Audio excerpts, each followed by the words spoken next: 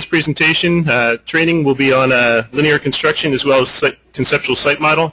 Both these committees have worked really hard to put this together, so we certainly appreciate their hard work, and hopefully that will come through in today's presentation. Just a couple quick housekeeping notes. Please, if you don't mind, check your cell phones, make sure they're either on mute or turned off. Just very distracting to both the audience and the presenters when they do go off, so ask your cooperation with that. I'd also like to welcome, we have a webinar that is being broadcast today, so welcome to the webinar participants. We appreciate your tying into this class, and we certainly appreciate everyone who is here in the room. Just for when we do have breaks, the location of the restrooms, they're out the door and to the left, as well as also a set when you go out the door to the right. When you cross past the guard shack on your way to the cafeteria, there's also restrooms on your left. The cafeteria is through the double doors and to the left and all the way down the end of the hallway. When we do have breaks, you're welcome to go down there and have coffee. In addition to that, I just want to also explain to you how questions will be handled in this training seminar. Oftentimes we do have more questions than we do have times to answer. If that's the case, we do commit to answering those questions. For the people who are in the audience, we'll either encourage you to either write down those questions and give them to us, or contact us via email, and we'll make sure that those questions are answered by the appropriate presenters. In addition, for people on the webinar, you have the capability to submit questions. If we don't get to those questions, we will make sure that we do have them recorded, and we'll make sure that the presenters answer them, providing you give us your email address. They will get back to you with those answers. So that's about it. For this morning, I would like to introduce Dan Toder. Dan has been gracious enough to always come to these training seminars and give us a brief update on the LSRPA, as well as give us his perspective on the training. So Dan, I'd like to introduce. Thank you. I don't get applause that much, so I appreciate it. Good morning, everybody. Good morning to everybody on the webinar. I'm glad we have that capability so that you can participate from your office desk. I have some news to tell you today, but first I'd like to thank our sponsors. I'm Dan Toder. I represent the LSRPA, and my mission for the association is to bring together the DEP and the LSRPA to put on training sessions like these. And I think the program's been very successful in getting the word out. Next slide, Joe. But I do want to thank our sponsors. Every time you come to one of these, we have refreshments in the back, and they have to be paid for, and our sponsors do pay for those, so I'd like to thank them. We have a new one on the list, Alpha Labs. Thanks for their support, and all the others are continuing to support us, and together, along with their support and the membership dues, we continue to survive. Next slide. So what do we have ahead of us? The LSRPs, at least, have a big obstacle in the way. Everybody knows this slide by now. I show it at every session. But now there's a big change to it, and the biggest mountain on the picture there is the LSRP exam. And the LSRPA is preparing now to help the LSRPs pass that exam by developing a exam review course for the LSRPs. We hope to have that in April. Next slide. So what are we doing? The exam is scheduled in May, or that's tentative. We're not sure. We don't have dates yet. Maybe May, maybe June now, but we'll see. Of course, we're going to have that exam review course come in April. That's what we're planning. And in addition, we're planning an ethics course. The LSRPs need to take an ethics course as part of their continuing ed requirements for their license renewals.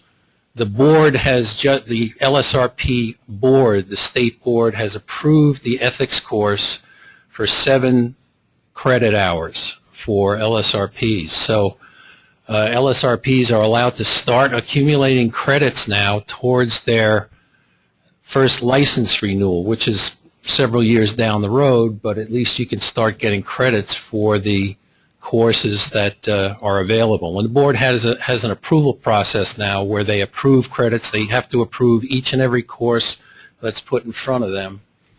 And each course is going to have a certain amount of credits approved.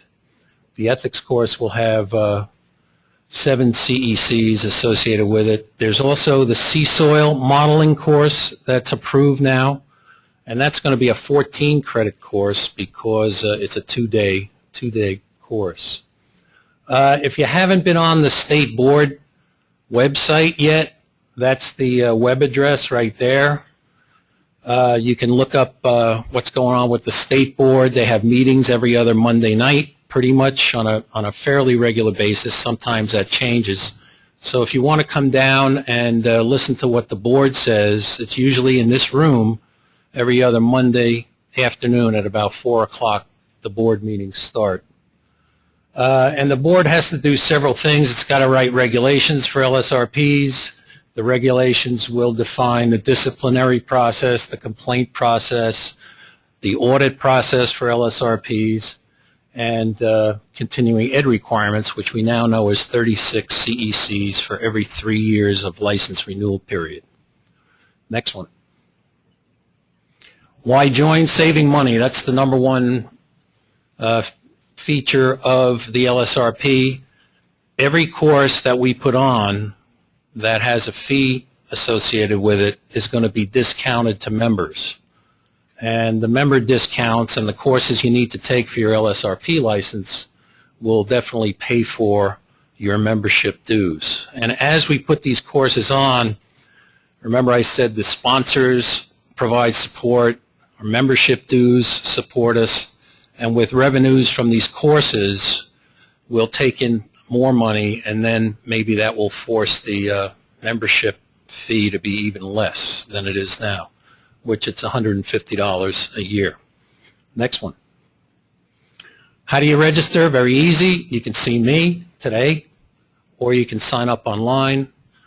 We make it very easy, and again, it's an annual membership fee of $150. So thanks for your attention this morning, and I think you're going to have a very informative session on conceptual site models and also linear construction. George?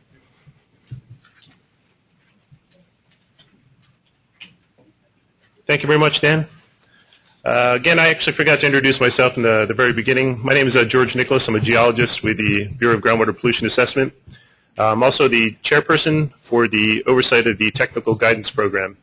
In that respect, my job really is to make sure that there is progress and try to coordinate the work of all the technical guidance committees. So right now, as part of that, I'd like to just give you a brief update on really what the guidance committees are doing, how they were made, a little bit about the document review process, the training, talk a little bit about variance from rule and the application of guidance. I think that's an important issue, as well as talking about a little bit about our vision for updating the technical guidance. Over the past years, we've really been laying the foundation for the LSRP program. The tech regs and ARCs, they've been revised to better reflect how we're going to be doing business under the LSRP program. In close coordination with that effort, we really worked hard to develop technical guidance, and the technical guidance is intended to be a resource to LSRPs as they work on cleaning up sites. We hope that this foundation will serve to strengthen a lot of the work that we do into the future. So let's talk a little bit about the technical guidance committees. What are those committees composed of? Well, they're composed of 2 to 3 DEP staff and 3 to 7 stakeholders, and that really is dependent upon the topic and how complex that topic is. That really drives the size of the committee and what they need to get done. The members were selected on those committees to represent a balance of technical expertise, regulatory knowledge, and also practical application. And I think that really has come through in the work of the committees. The committees are chaired by a DEP representative. In addition to that, there's a representative from the oversight group, which is my group, that just works with them to ensure that there's progress. They also answer any questions and just make sure that those committees can continue to do their work. So what are the tasks of those committees? Well, clearly, they're really tasked to develop technical guidance. They move the how-to or the prescriptive aspects of the technical regulations into guidance, technical guidance, and we asked them the chairpersons from each one of those committees to coordinate with the committee that is writing the technical regulations. The issue there is really to hope that there is coordination between those two and ensure consistency between what's coming out of the tech regs and what's going into technical guidance. And lastly, they're really tasked also with working with the training program. Training program is led by Karen Riccardi, who's in the back. Wave there, Karen. Previously led by Tessie Fields. The training program has really worked hard to put these training programs which is the reason we're here today. And the technical guidance committees also work closely with the training program in developing these kinds of presentations. So for stakeholder input on the committees, what does that really mean? Well, while Sarah required the department to follow the stakeholder process, clearly it's become a lot more than that, more than just a mere requirement. For technical guidance committees, it's become a great opportunity for collaboration, exchanging of ideas, and consensus building. Consensus, just want to point out, consensus doesn't mean always getting your way. It means looking at all the perspectives and viewpoints that are brought to the table and finding the best solution.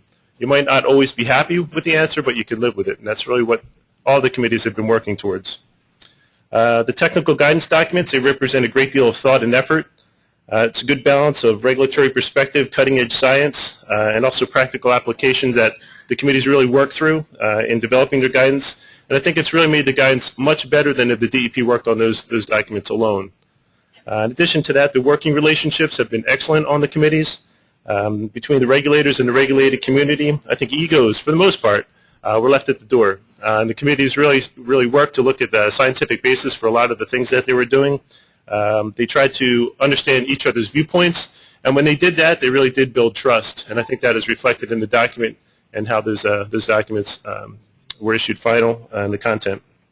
I think it really helped us make better decisions in the process. Let's talk a little bit about the review process. The review process, I think, gave us a much broader input from the regulated community as well as within internal DEP. I think that also helped us increase the content of the document and make them much better. And the training, I think, really is also an excellent venue for information exchange. It allows us not only to get our message out and the information out, but also it's a good venue to receive feedback from the audience as well. So let's talk a little bit more about the review process, just so you understand what was involved when the documents were issued.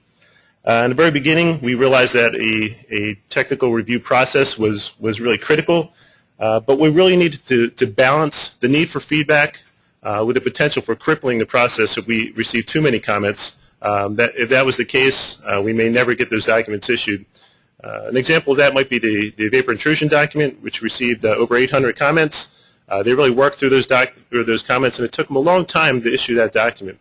If we opened up to broad comment to everyone, I think the volume of comments that came back and the level of effort required to address all those comments and issue a response document may have led to or many documents never being issued, and that really wasn't our intent. The solution we came up with is a 6-week review time frame. It consisted of internally review by site remediation management and interested site remediation staff. For stakeholders, the documents were distributed to every stakeholder in all of the technical guidance committees. The idea there is we asked those stakeholders to coordinate a review within their respective constituencies and then to get all those comments, funnel them back to the committee chairs, and that seemed to work very well. In addition to that, we asked for a broad level review from the SRP steering committee. Their intent was to identify any deal breakers that would potentially leave the document unusable by the regulated community. For the most part, this has worked very well, and we've gotten excellent feedback. I just want to point out that the documents, when the document is posted final, it is posted on the DEP website, the SRP website under the guidance library. In addition to just the document being posted, we also post a response to comments document, which I think is very effective. We did that for 2 reasons. Number one, to let you know that we actually received your comment, and we certainly appreciate that kind of feedback, you taking the effort to give us that feedback, but also to give you an idea of why a comment was or was not incorporated into the document. This is a list of the technical guidance documents that are completed final or in the process of achieving that goal. Again, the documents, when they're final, are posted on the DEP webpage. Some of the documents that were just issued final, the soil preliminary assessment document, as well as the linear construction and conceptual site model were just issued. Good thing linear construction was issued. They worked hard and got that done prior to this training seminar. Next, Joe. This is a list of the upcoming training sessions, including today's session. For some topics, such as the analytical, which is QA/QC, and the attainment, they're kind of complicated topics. They've taken a little while to develop those documents, so we have a TBD, to be determined. And once we get that information, a better idea of when we can issue those training sessions, we will update this. Next slide, please, Joe. So let's talk a little bit about rule, variance, and technical guidance. When draft technical guidance documents were originally issued draft, we had a link within those documents, and that link directed you to an SRP webpage, training webpage, and it kind of described the procedure for obtaining a variance. The biggest problem with that is that under the current tech regs, variance from rule as well as guidance were treated the same, and that really wasn't the intent of SARA or ARCS. And so what we really needed to do was to define how the department intends to address this issue between now and the adoption of the proposed tech regs. This document was written to be very brief, and it really describes the process for applying for a variance from rule as well as applying guidance. So let's look at currently what we have as far as the variance from regulation. The current procedure for obtaining a variance is in Section 1.7 of the tech regs. Just very briefly, it requires you to provide a rule citation, a description of the requested variance, and documentation that it provides verifiable results, still meets the objectives of the rule, and also moves the remedial phase forward. This, just to be clear, this was intended to be submitted in the next submittal for the site. So that one of the problems with this was if the department had a problem with the variance, and we asked you to go back and do the work, a lot of time and effort was wasted. So Joe, next slide, please. What the proposed rule, hopefully when it comes out in May, what that will intended to do is it's slightly different. It's similar in regard to the information that needs to be submitted, such as the rule citation, description of the variance, documentation of results, meeting rule objectives, and moving the remedial phase forward. However, that needs to be submitted before the variance work is initiated. In addition to that, you need to submit a variance form. And the idea behind this is not intended to delay the work at all, but it gives the department a chance, an opportunity to look at that variance. The work can proceed, but the department has the opportunity to look at the variance, to evaluate it. If there's any problems, to contact you before the work is done to resolve the issue. In addition to that, the department will have the ability to observe the work. Next slide, Joe. So as far as the application of guidance, LSRPs have the flexibility to use a professional judgment. I think that has been one of the intents of the guidance, one of the questions a lot of people have had.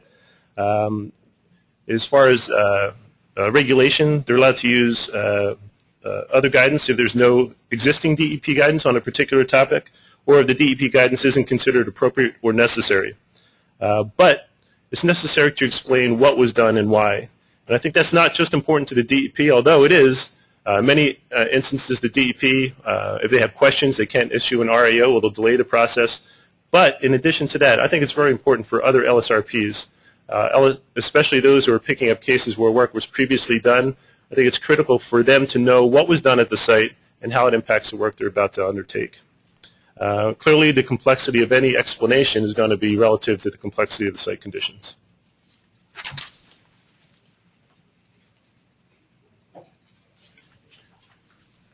Just as far as updating technical guidance, we envision technical guidance to be updated in response to changes in regulations, and that will be coming up, and also advances in technology. Clearly, we want to make sure that our guidance is current. That's something that's not easy to do, but we are committed to undertaking that. For major changes, we would want to reconvene the committee, understanding that it may not be the same committee chairperson, it may not be the same committee members, but it's important for us to get a group of people together, stakeholders as well as DEP staff, to evaluate major changes, major impacts to a particular guidance.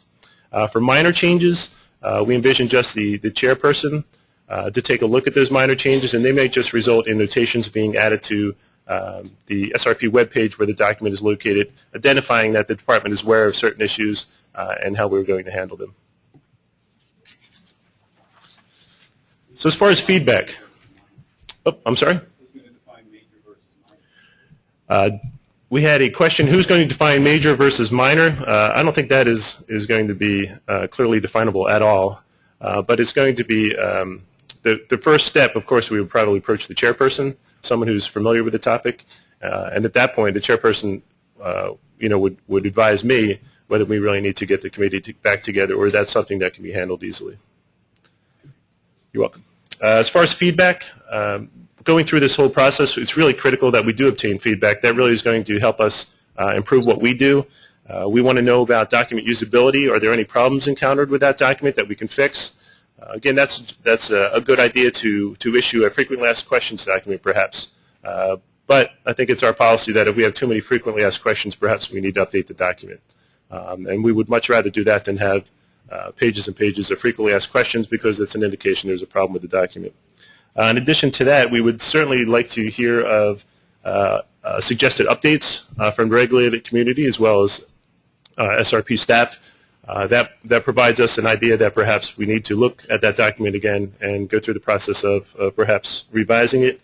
Or we'd also like ideas for new guidance. If practitioners are out in the field and realize that there is something that is unclear or that we need additional direction on, if they advise the department of that, we would certainly take that into consideration and potentially create new guidance committees.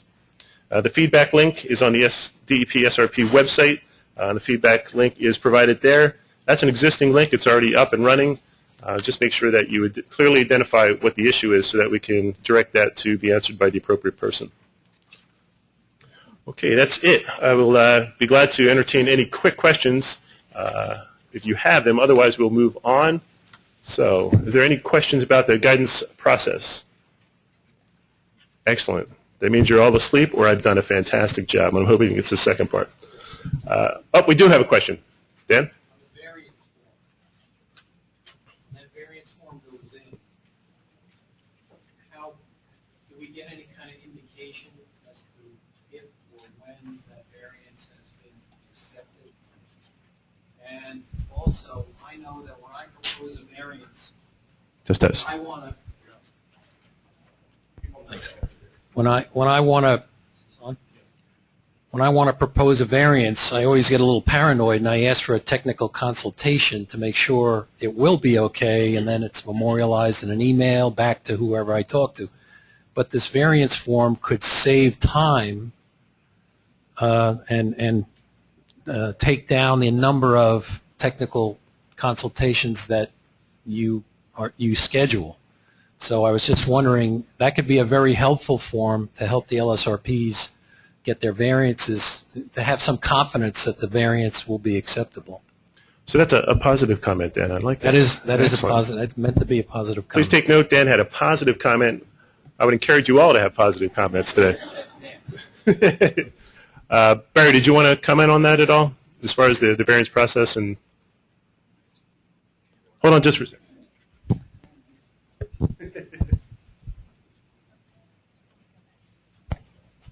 I think it needs to be. Just want to introduce Barry Fresco. Go ahead, Barry. Okay, thank you. I just wanted to make it clear that the process is not to be construed that you submit a form and you wait for the department's response. This is as any form, any report that is submitted, you're submitting it, but you're moving forward. But it does give an opportunity for the department to give it a quick review just to see if there is anything that may, require the department of calling the LSRP or asking a couple of questions. So, but that's how we envision it. If it is something fairly significant, as Dan mentioned, there is that opportunity of setting up a technical consultation, running something by the department. Great. Thank you very much, Dr. Fresco. Any other questions? We got one back here. How long? Once the form is submitted, how long are you waiting? Once the form has been submitted, how long are you waiting? As Barry said, we are not waiting at all. The work can proceed. The idea is it gives the department just a brief opportunity to look at that. The work can proceed. But again, if there's any major issues, we will contact you to try to resolve them so that you don't continue the work and perhaps do something that needs to be redone. Another question? Is there a time frame for submittal of the form? You indicated the department may want to go out and observe the work, but what happens if the form is submitted the day before the work? Well, that's a good question. I don't know if that happens often. Barry, do you have an answer for that one? Now you are putting me on the spot. We did have in the rule proposal the concept of submitting the variance request at some period of time prior to the work. Prior to work. I just don't remember off the top of my head if we had a specified time like 30 days or something, but I just don't remember. Okay. The question is, if there is a delay in between the time that form is submitted and the work is done, it'll be minor, and it will not be contingent upon the department issuing an approval. It would be just a clock ticking, and then the work can proceed. Okay, I think we're going to get rolling. Again, if you do have questions, please write them down. We'll be glad to get you answers on them. But to move along with the process, the first committee up would be linear construction. I'd like to introduce Tessie Fields. A round warm applause for Tessie to welcome her.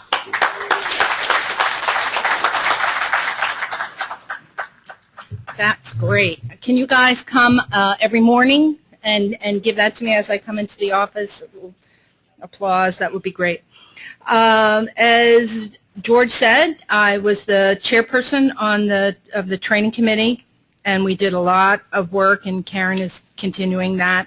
I'm still going to be involved in training, but I'm also going to be working with Ken Clue as his executive assistant going forward. So my role is going to be changing a little bit. I want to, Joe, when I need a new slide, I'll say new slide. I'm afraid, I tend to go ahead, and I don't want you to go ahead with me here. George said that the documents are posted, and I can say the linear construction guidance was posted on Friday. That should be another round of applause, because it was 2 years in the making, which is unbelievable. We are also going to have at 1 o'clock this afternoon additional question and answer opportunity for anybody who would like to participate on linear construction. It's going to be at 501. It's the building across the street towards the parking garage. It's the building on the left on the second floor. So at 1 o'clock, we'll be there, and Jeff and I will be there, and probably I see other people from our committee might want to come. Our chairperson of the committee is Kirsten Poynton-Hahn. She has been out sick, and she's sick again today, and we want to say hello to Kirsten. She's going to try to participate with us via conference call at 1 o'clock. So the first thing I want to say about linear construction is that this is kind of a subset of cases. Not everybody's involved in these. It's its own little world. So keep that in mind as we go on. Next. This is our committee. It looks like a big committee, but there was also another committee behind this, which was its own steering committee. There were a lot of stakeholders from public and private sectors involved in this. So the other thing I wanted to say is that participating today will be Jeff Forrest. I'll introduce him a little bit later. Okay, let's see. So next slide. I want to take a few moments to talk about what linear construction projects are and what kind of situations they commonly run into.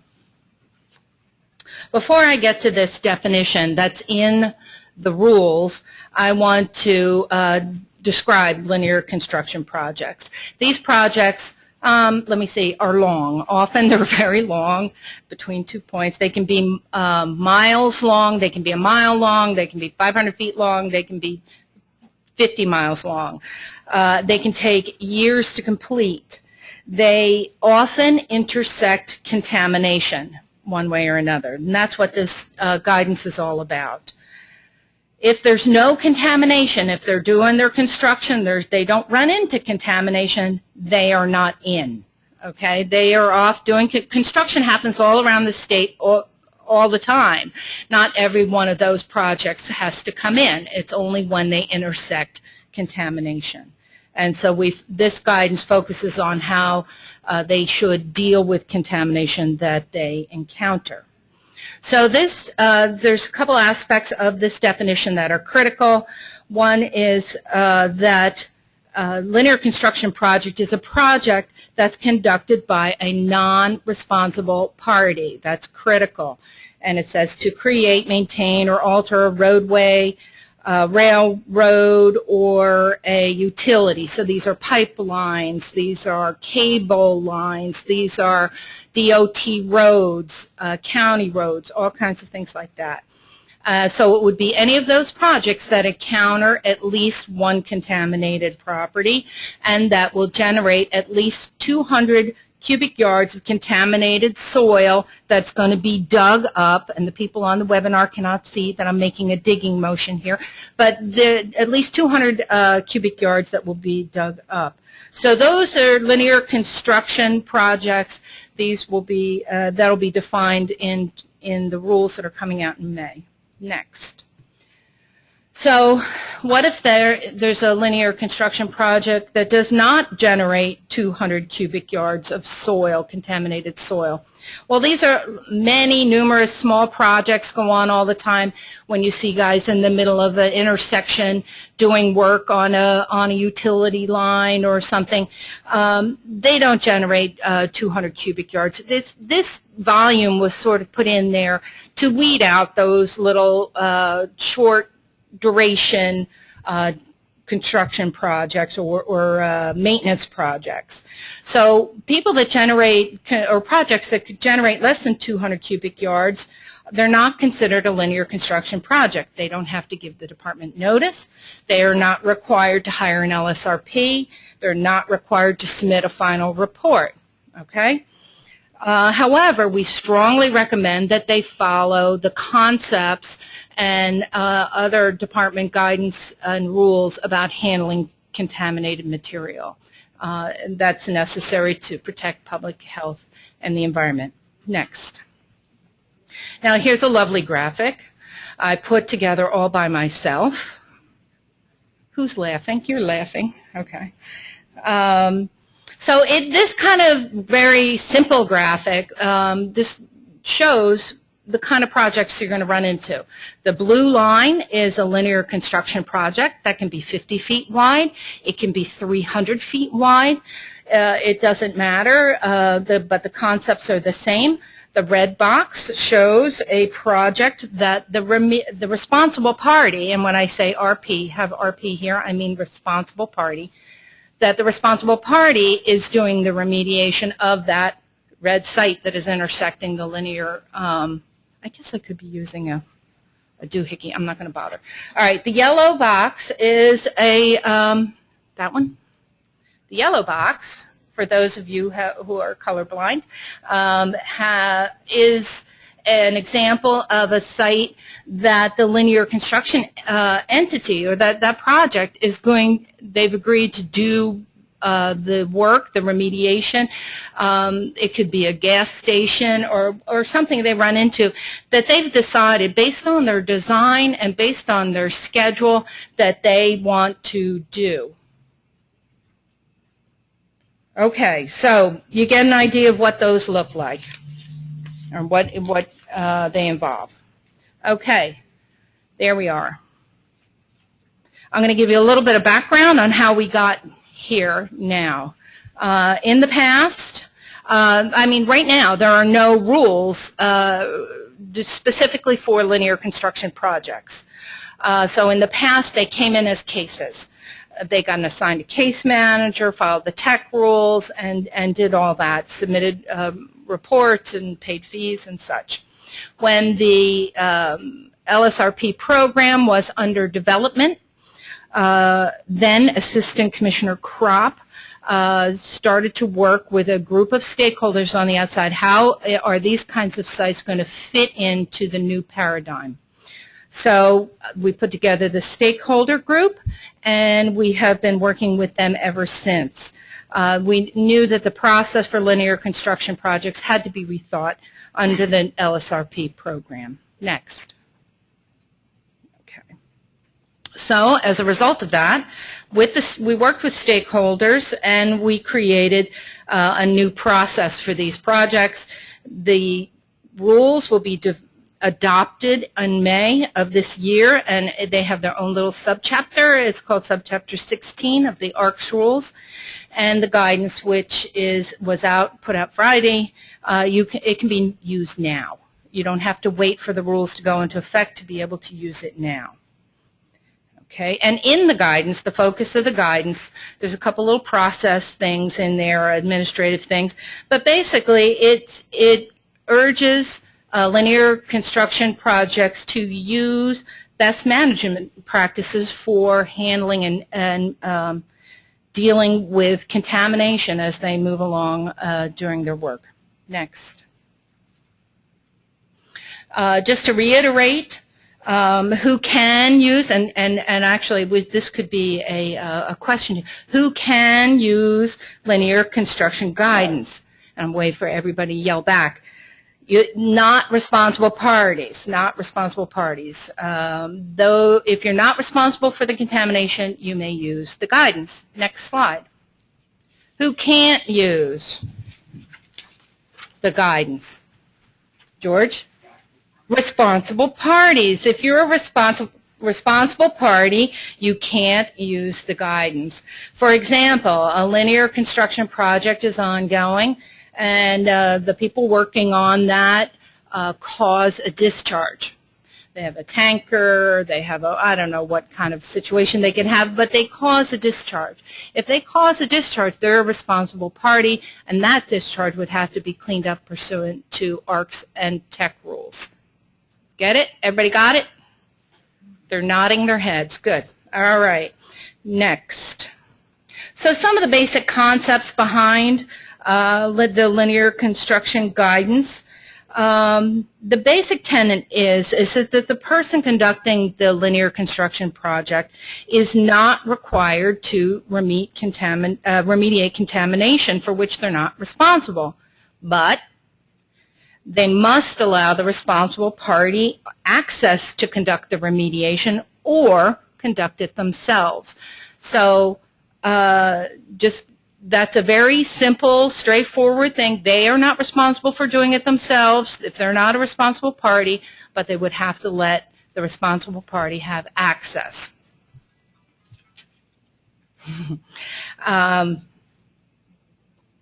Often, who is going to conduct remediation at any particular site along a linear construction project is often figured out ahead of time. It's done generally by agreement between the linear construction entity and the property owners of the responsible parties during the planning of these projects. And a lot of those things are done contractually, figured out contractually, but they can be modified based on what the schedule is for the project or the construction design. Projects that run into a lot of contamination, they anticipate contamination in certain areas. Sometimes they redesign it to go around them. So there's a number of ways they can handle this. Next. The process for linear construction projects, there's a pre-sampling, pre-project sampling and planning part. The guidance only handles this a very small section that discusses this. It was decided that most entities that do linear construction projects already have a process for doing this kind of work. So we don't need to tell them how to do it. It's part of their business. They know what they're doing. However, let's see. Okay, part of this process, some do sampling, a lot of it always takes in like a PA kind of work. They look in paperwork to see if they can identify what might come across their path.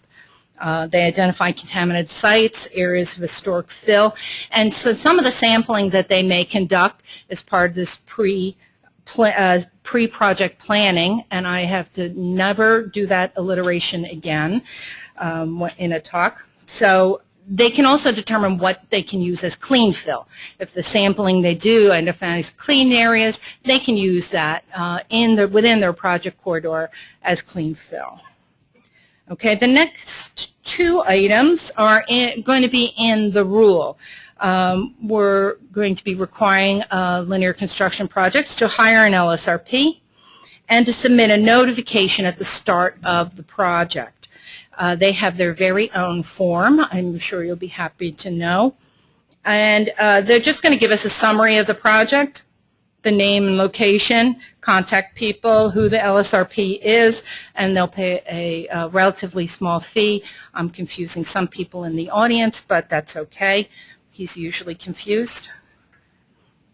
So they're going to tell us who you are, what you're doing, and who the name of your LSRP is. No separate form for that is required. Then we're asking that you follow the guidance, and the guidance sets out how to address commonly encountered situations. The LSRP on these cases will have to use professional judgment to a large degree in order to apply the guidance based on what kind of conditions they are seeing for that particular project in the field. Next.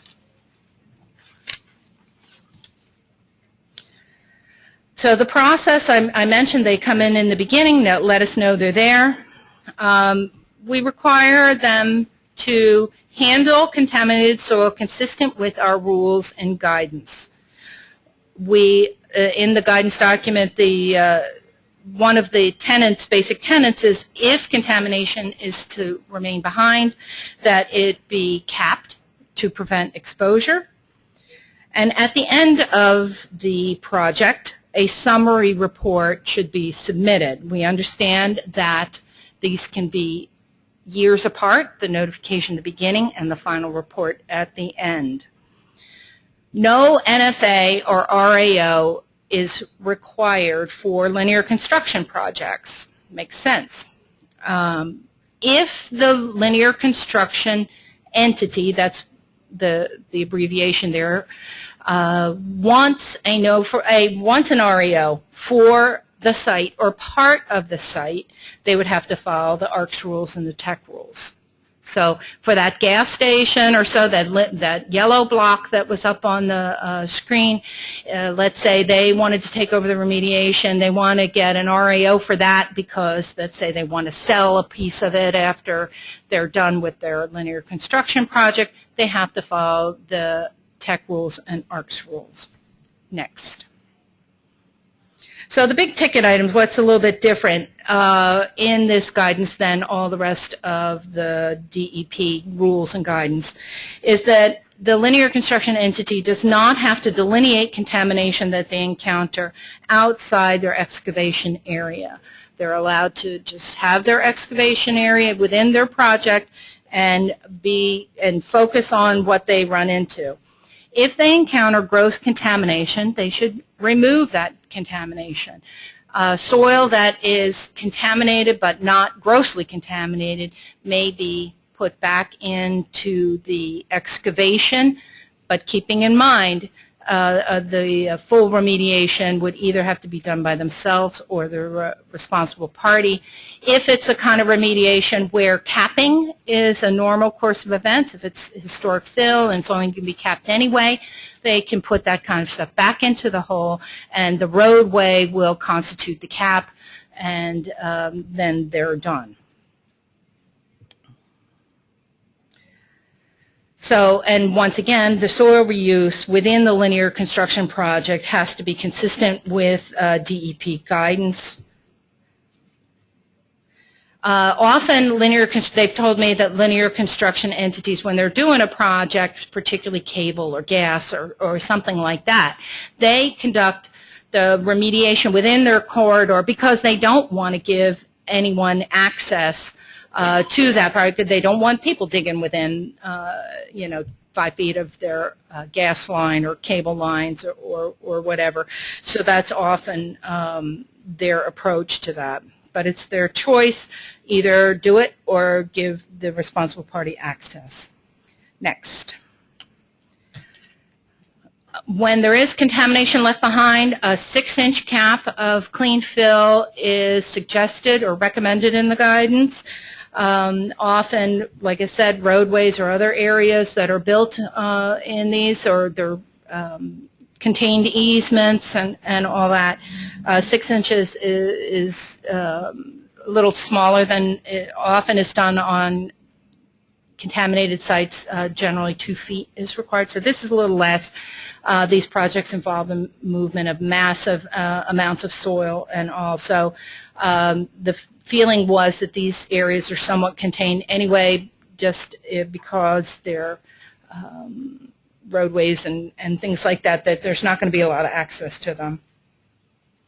The linear construction entity is not responsible for establishing, maintaining engineering or institutional controls. The owner, property owner, and the responsible party would be responsible for doing that, and in the same way they wouldn't have to conduct public notification requirements that are in the tech rules at 1.4. That would be the responsibility of the responsible party. Next. So this lists the 3 guidance documents that we think will be used most frequently as part of these projects. We believe that it's important that a lot of planning and care is taken when these projects are being conducted so as not to move contaminated soil to clean areas and all that. So, and those are available on the website, of course. All right, next. All right, I am going to introduce Jeff Forrest. He's with Dresner Robin. He was, we're going to take questions at the end. And he has graciously agreed to participate in this training and has been a great help overall. And as soon as he's done, we'll take some questions from you at that time. Thanks.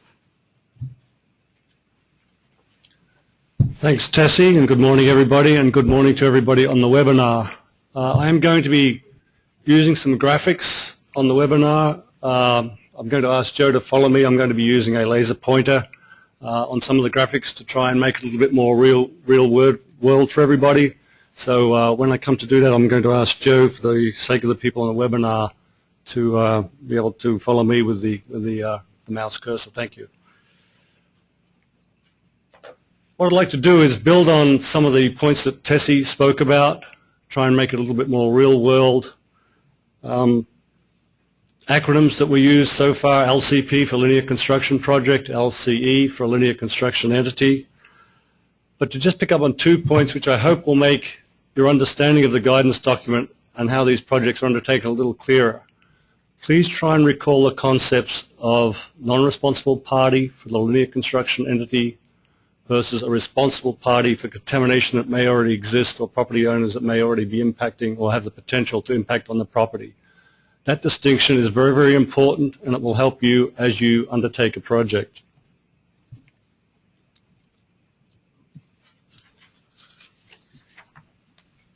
Oops. Wow, this is sensitive. Okay. Thanks to Lewis Berger, we have a graphic here. It just happens to be a roadway improvement project. Try and make it, try and give examples of particular scenarios that may occur on a project. I'd like to go through some of the features. It's a major roadway intersection. Thanks, Joe. It could have easily been a transmission line or a pipeline crossing it or a roadway over a railway line. Just use your imagination. In this particular instance, there was a major taking here at the corner. It was actually an acquisition. You could envision or imagine it could have been perhaps a gas station. Gas stations are often at corners or intersections. In this particular instance, the roadway authority decided that they, in the contract negotiations, would have the property owner maintain responsibility for cleanup.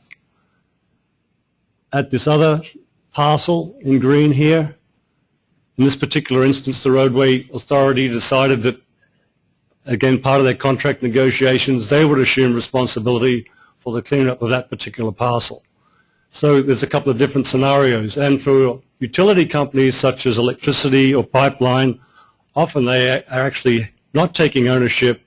They will have an easement over the property. So in that particular instance, they would not want to take responsibility for cleanup either. Again, using your imagination, assume that this particular bypass link here is excavated in cut, so it's going to generate excess soil for the project.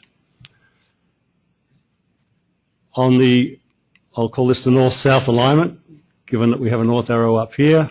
On the north-south alignment, historic fill was encountered that exceeded soil cleanup criteria, so we do have historic fill along this part of the alignment here.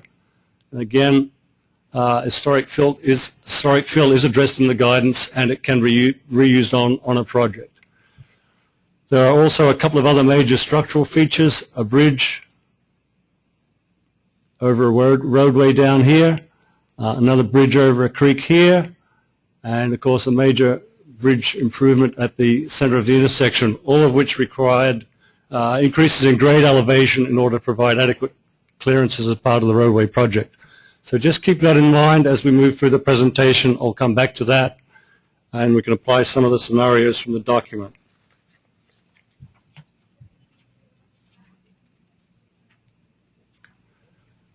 Tessie did touch on the fact that the document addresses, in a very general sense, planning and due diligence, and mentioned that a lot of the linear construction entities, just as part of their normal business practices, would engage in, obviously, assessing a particular alignment or features to be encountered in the alignment, as well as potential design. And normally that's a business decision, one that's used to assess risk, and also, importantly, to determine whether or not a linear construction entity may want to take ownership or not of a property and undertake cleanup. So this is where the lawyers get involved with regards to contract negotiations for purchasing or easement, and also for access agreements should they want access to particular properties.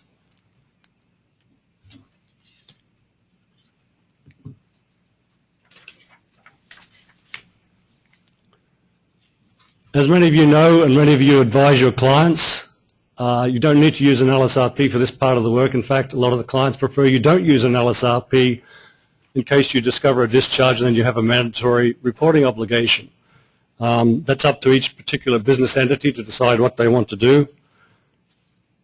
But one of the purposes of undertaking due diligence, of course, is to try and identify your site, whether you have contaminated sites, whether you have historic fill. Another reason that's really important, because at that particular point you have an opportunity to test the 200 cubic yard trigger for whether or not you may generate greater than 200 cubic yards of contaminated soil. Another reason you may take use of that opportunity is because if you think you do and you're going to have to fill out the the LCP notification form, you do have to list potential and known contaminated sites on that form. So this is your first opportunity to address the 200 cubic yard trigger.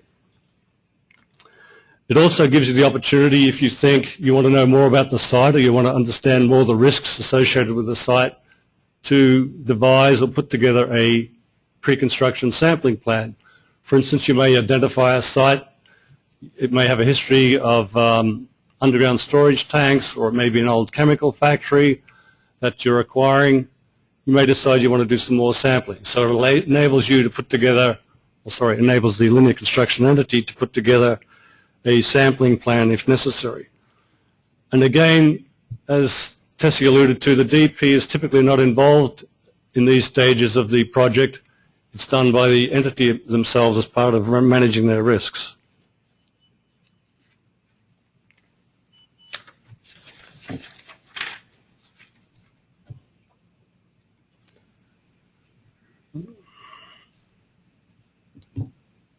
Okay, so the linear construction entity decides that they have identified some potentially contaminated sites. They need to know more about the properties, so they will undertake their own pre-construction sampling.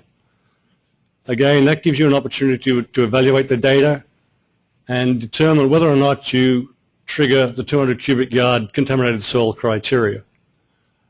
If it is discovered during the pre-construction sampling, I know many utilities, they would look at the information very, very closely, and if there was so much gross contamination there, they may either decide to redesign or even reroute the project. So it's very important at this stage as another decision point on how you would approach the project.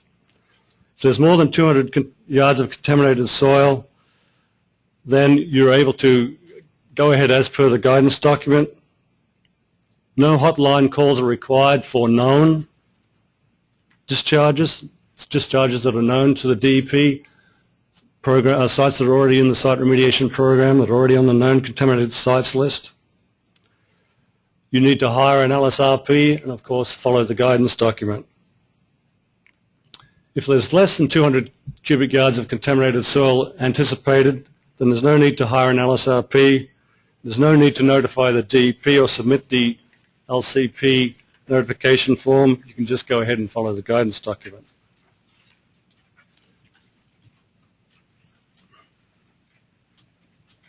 So I just mentioned this form. Fortunately, there's only two forms to fill out for a linear construction project. The notification form up front and the reporting form at the end. So if the 200 cubic yard of contaminated soil criteria is triggered and you want to follow the guidance, then at least 45 days prior to initiating construction, you need to submit the form for when contamination is known or suspected.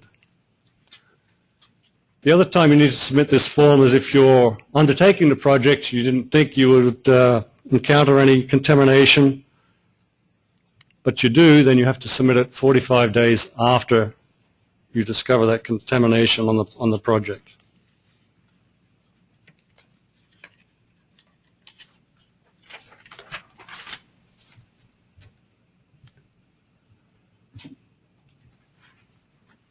Now, what if you identify a discharge that was not expected? You did your due diligence, you did your pre-construction sampling, you're underway with your construction, whether it be boxing out for a roadway or putting in a utility pipeline, and you encounter a discharge that was not expected. Well, of course, it's not already known to the DEP, but they want to know about it, so you have to call the hotline. You also have to notify the property owner of the discharge in writing. I'm sure there's going to be a lot of oohs and ahs about having to notify the property owner. This is where the lawyers will get involved from the LCE and the property owner, but rest assured the DEP said that if they do get notified, then they will follow up with the property owner with respect to their affirmative obligation to remediate. And then you would need to include a copy of that notification to the DEP in your final report and final report form.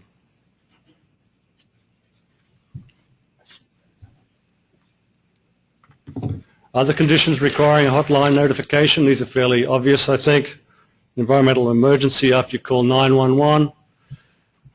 When there's an immediate environmental concern condition and the discovery of any unknown regulated USTs or leaking unregulated USTs.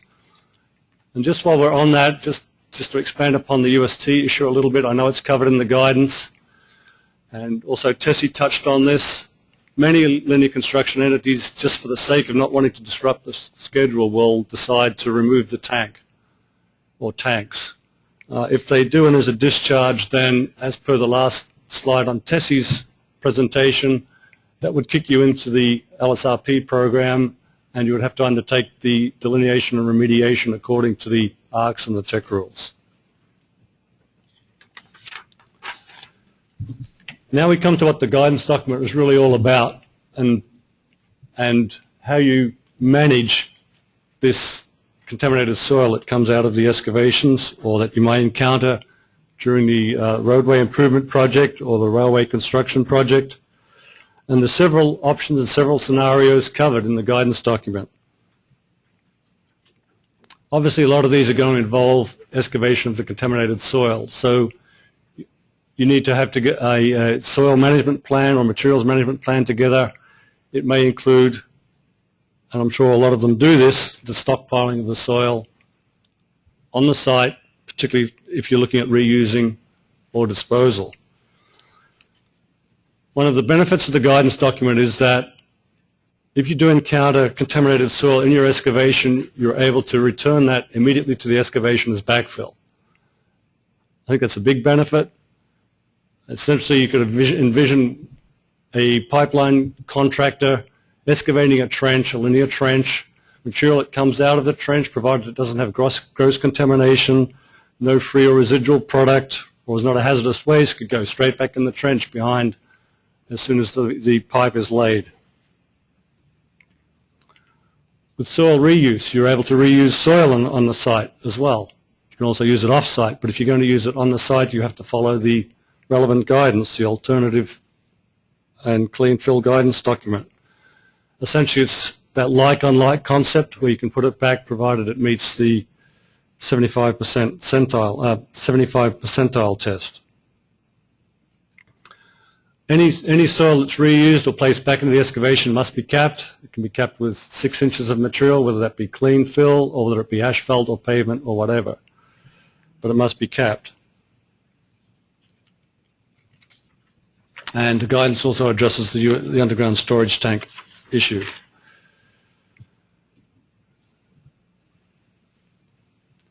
Going back to the diagram, you ready, Joe? Thank you.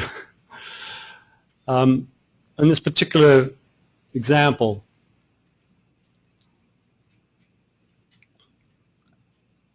remember I mentioned that excess soil was generated from this bypass link road here. That can be stockpiled for either on-site reuse or disposal, provided you're following the guidance document. Historic fill from this area, and I'll cover this in a minute, could be reused to help raise the grade, provided it's used within the limits of the linear construction project. And any other contaminated soil may be reused as well, provided it is capped. That could be capped even around the approaches and the embankments for the bridges, behind retaining walls and behind the pavements, or elsewhere on the project to raise the grades.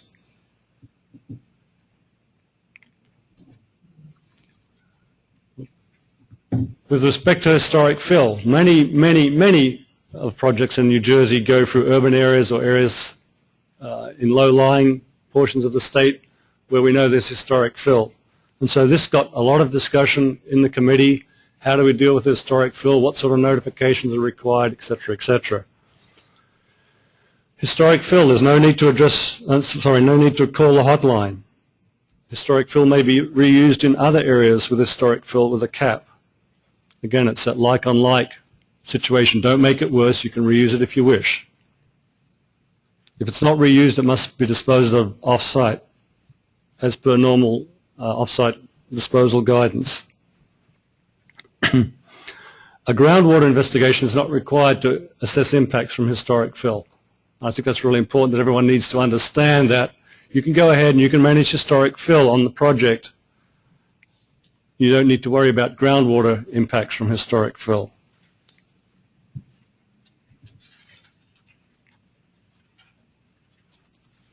So you get to the end of your project. It could be a few months, it could be a few years, it could be many years.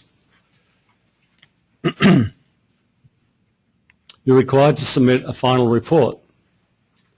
An LCP, and accompany it with an LCP final report notification form to the DEP within 180 days of the completion of the project. So if your project's been undertaken over 5 or 7 years, it's got various phases, you can leave your reporting to the very end. You have 180 days to submit it, and it can capture all components of the project in that one report. You don't need to, an LSRP doesn't need to issue an RAO for that project unless, and here's the exception, and again Tessie touched on this, unless the LCE decides for either business reasons or for scheduling reasons or for contractual reasons to remediate a particular parcel or portion of the parcel, and therefore they assume the role of a responsible party and want to get an RAO for that particular area. So if an LCE wants to have an RAO for a part or all of the project, then they would have to follow the ARC and the TEC rules, have the LSRP undertake the delineation and remediation according to those rules, and then at the end of the day submit an RAO for that particular part or all of the project. And I think that's it. If we have any questions. Great. Thank you very much, Jeff. Please join me in just thanking Jeff and Tessie for the presentations. And now we have the ability for some questions, and afterwards there will be a break before the next presentation. So, questions? Dick has been waiting. Go ahead. I have one question in 17 parts. Only if you ask one at a time. I can Okay. probably handle that part. Right, the breakout between the 200 cubic yards versus less than, and as far as reporting, from what I've seen of linear construction projects, I've only been involved in 2, but there's not samples taken every 50 feet. I mean, running through a city where they're putting in a new sewer for 3 blocks and there's 120 houses on both sides of the street, that level of delineation or even the research is pretty much beyond what the municipal authority is going to want to do. How do you make a guesstimate that, you know, some mild contamination that you found parallel to one property is going to be 200 cubic yards or less? That requirement, that limit was put in there for those kinds of projects, for when they're going into the road, they're maintaining a line or fixing a broken water main or whatever. So they're not required to come in. It's going to be the larger projects that have to come in, that have they have to account for, they have to plan for the number of trucks they need, the soil. These are engineers. They know what they're doing, right? I'm married to one, and he says he knows what he's doing all the time. So I said that's part of the planning process. That's part of the planning process, and that's the best I can tell you. These little projects that you see in the middle of the road, I would think that the vast majority of them are just going to go about doing their business. If they come into contact with free product flowing into the excavation, they're probably going to call 911. They're going to do what they have to do to deal with that, because they can't work in that kind of scenario. So, but in a general matter, of course, it's the bigger projects that have to come in, and kind of follow the guidance the way we laid it out. Right. So we start out with a project where one of the samples shows some minor oil contamination, likely coming from a homeowner tank. We notify the homeowner as required and go about our business. And then when we start the actual dig, it's not that homeowner, it's one 50 feet down, and there is substantial contamination, not free product pouring in, but clearly we're going to go over 200 cubic yards. Do we then have to stop work for that 30-day notice? Or No. It was 180 days after you find it. Let's say you have yes, after you have, no. Or 45. If 45 days. It said 45. I mean 45. Right, that's right. You're right. If you're doing a project, you're not anticipating anything, you're going along your merry way, and you run into contamination that you didn't anticipate, so you're going to call the hotline, right? And then you have 45 days to submit the notification form to hire LSRP, submit the notification form that you have contamination in that part of the project. But without an LSRP on hand at the time, how do you continue with the project? Well, you're going to hire one. So, I mean, do people run into this? Well, do you want to answer something? Yeah, I'd like to take a step back and look at it a little bit bigger. Obviously, the bigger the project, the more likelihood you're going to have a consultant on board from day one. No one's asking the LCE to pin down the 200 cubic yard to the last cubic yard. I mean, you've got to make your best judgment when you're doing your planning as to whether or not you think you're going to trigger the 200 cubic yard. If you don't, you go out and do the work. If you do happen to encounter contamination where there's more than 200 cubic yards, yes, you're going to have to get an LSRP on board. Okay, do you have to stop work at that point? That's up to the LCE. If they can move to another area, continue working, that's fine. But they will have to stop work for that particular area where the contamination is. Good luck with that one. Again, the guidance is, no one's pretending that the guidance is a perfect guidance document, and I'm sure there's going to be case-by-case scenarios that you all have with your own linear construction entity that aren't addressed, because every part of any urban area has its own constraints, its own issues. What we've tried to do here is come up with a document that provides flexibility for linear construction entities, that eliminates the need for every little project to be in the program. If you're less than 200 cubic yards, or you think you're going to be less than 200 cubic yards of contaminated soil, you're not in. You don't need to be in. All right, we're going to take questions from other. We'll come back, I swear. As long as I get the microphone, just one more question. Since the LCE is not going to be responsible for the imposition of engineering and institutional controls, who is going to do that and maintain it in order for public health and safety to be protected? It would be the responsible party, the property owner and the responsible party, like any other. If it's historic Case. fill under a roadway that presumably is a city? Then if there isn't, if you don't identify a responsible party for historic fill, you're not going to, that roadway and in and of itself, there's controls over access to those kinds of areas, so there wouldn't be probably not a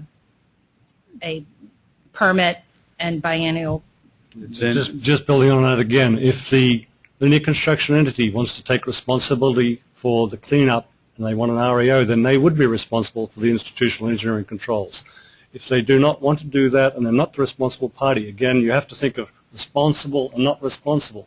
If they're not the responsible party, they do not have an obligation to implement or maintain the engineering and institutional controls on any contaminated soil or historic fill. But as the LSRP on the job, Get it away from him. Come on, take it. No. This is important. I It mean, is. my highest priority is protection of human health and Yes, safety in the environment. yes. I know this historic fill. Yes, Despite my personal feelings on the whole subject, right, I'm required to deal with that. right. So who's So you're going to who's cap put it a with, deed you're going notice to on it? cap, you're going to cap the road, you're going to put a roadway, you're going to put 6 inches of clean fill.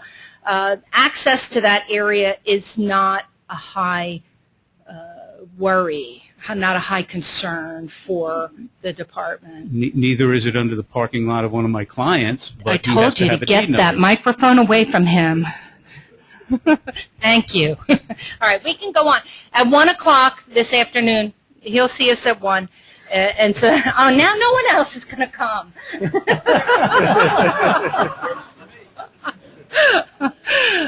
So let's take some other questions. Question regarding, you had stated earlier, a lot of these linear construction projects take years to complete. If you have an ongoing project that was started under traditional case management and that project hasn't been closed out and NFA hasn't been issued, and presumably in May that would have to go under an LSRP, can that project, rather than opting into the traditional LSRP program, be allowed to opt into linear construction guidance? Yeah, those projects in Kirsten Point and Han's shop, they're going to be given a special code to identify them, and then it's assumed, I guess we're going to write them letters and say, follow the guidance, hire an LSRP and follow the guidance. Yeah, because we have case managers now that are calling us, telling us you need to complete these additional steps by such and such a date or That's- opt in. So they're apparently not aware of this. Well, I think it's just a little variation on the theme. A lot of cases are in-house with all the documents and ready for an NFA, and the case managers are putting, some of them are able to put some energy into closing what they can right now. But in general, well, the linear construction guidance just came out, so we're going to make sure the staff knows this as well. They're going to be, those existing linear construction cases will get a special designation, and they're to hire an LSRP and follow the guidance. Just going to take a quick question from the web, because the first one actually applies to all of our guidance documents. It's what about A2464, just passed by the legislature, and I believe that is the one about guidance. And the issue, I think, is that we think we're okay with that as far as this particular guidance for a couple reasons. We followed the stakeholder process. In addition to that, we also are not enforcing the guidance. But the department has not come out with a definitive statement on that. When we do, we will probably issue it that either through a listserv message or somehow notify the regulated community. Also wanted to, the second one, repeat the questions for the webinar attendees. If you don't hear it, we are trying to get around the room with 2 microphones. We're doing the best job we can, so hopefully you will be able to hear that so we don't have to repeat the questions. We'll take another question from the audience. Got one in the back there, and we are running the microphone around. Great. Okay, if a non-responsible party negotiated with a property owner to remediate contamination, say it's soil within a linear right-of-way, is he automatically responsible, therefore, to remediate the groundwater? It can be a soil remedial action only, and if he does have to remediate the groundwater, would he have to follow it outside the linear construction right-of-way? Do you want to?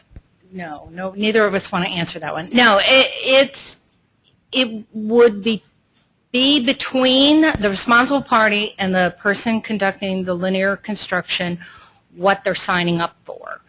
They can sign up for the whole thing, including groundwater, or they can say, we're going to handle the soil within our project, but you're going to have to handle groundwater outside of the linear construction zone. So it is really a site-by-site decision between the parties involved. Tessie, can you, actually one of our web questions is related to that. Fourth one down, what about the proper management of dewatered groundwater? That's related to that as well. Oh, dewatering, the linear construction entities or whoever's conducting these projects, if they're going to discharge to groundwater or to surface water, they have to get a discharge permit like anyone else. So that is outside the realm of the linear construction guidance. Yeah, we mentioned that in the guidance document, and it's up to them when they get that permit where they're going to have the discharge, whether a lot of times construction, dewatering, if it's not contaminated, they get that kind of permit, and if it is contaminated, they come to Mary Ann's group, the groundwater group in SRP, to get those discharge to groundwater permits, and that's basically unchanged by this document. Okay, another one from the audience. I got it.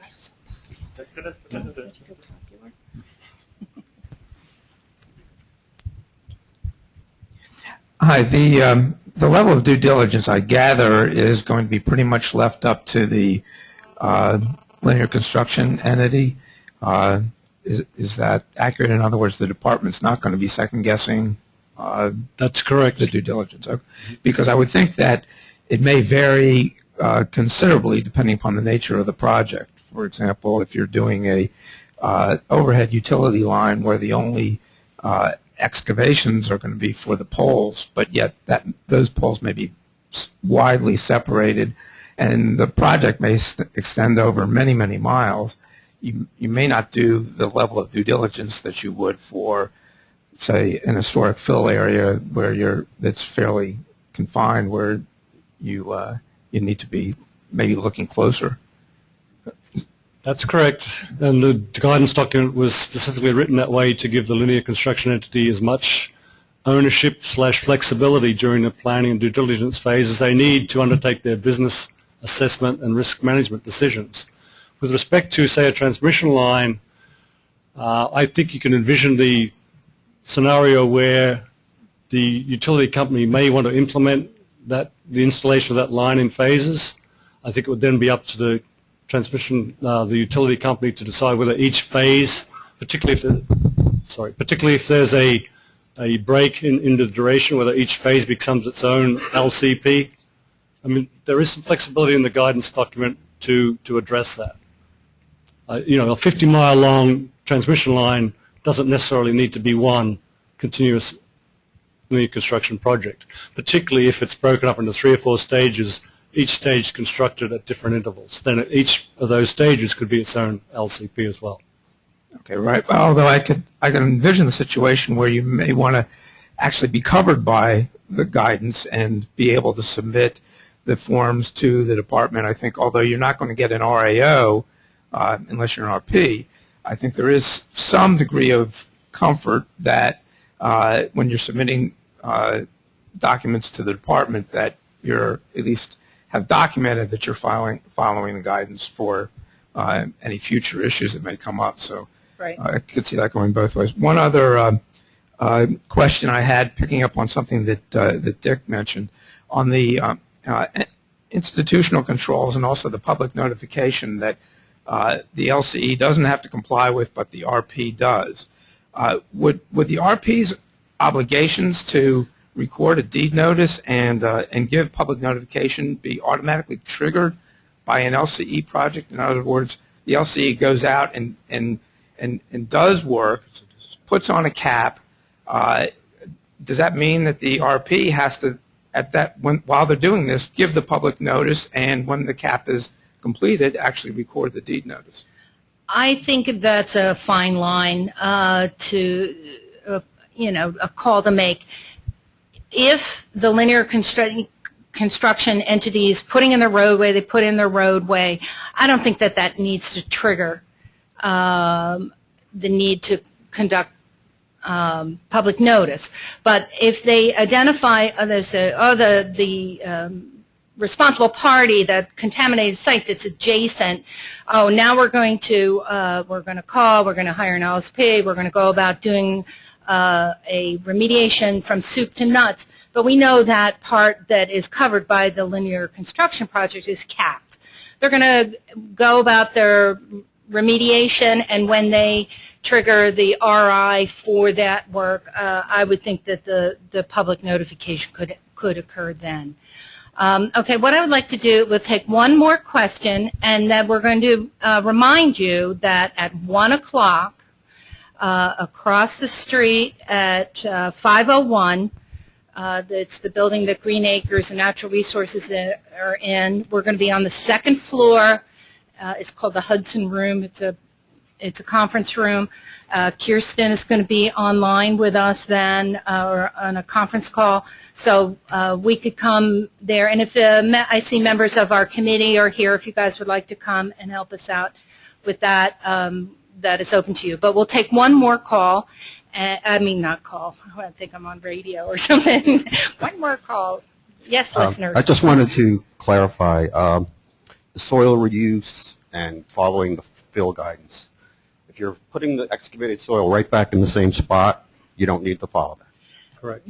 That guidance says that often, like historic fill, you're in a historic fill area, reusing historic fill, it's on like contamination. It meets all the criteria for like contaminants and concentrations. So that's why that would work. You can reuse within those areas. But if you move it within the... If you move it somewhere else, it's you have to follow the guidance, the concepts of like on like and the 75, because we don't want you generating contaminated sites elsewhere.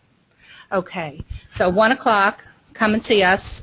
Maybe we'll have cookies or something, I don't know. I'll have the leftover donut holes, but thank you. Okay, and just for the webinar audience, I see that there are additional questions we didn't get to. Just be advised that we will take those questions, get answers from the instructors, and we will send those responses back to you. So we're going to take a 10-minute break. Please be back here at 25 of, and we will start the second part of the program. Thank you very much.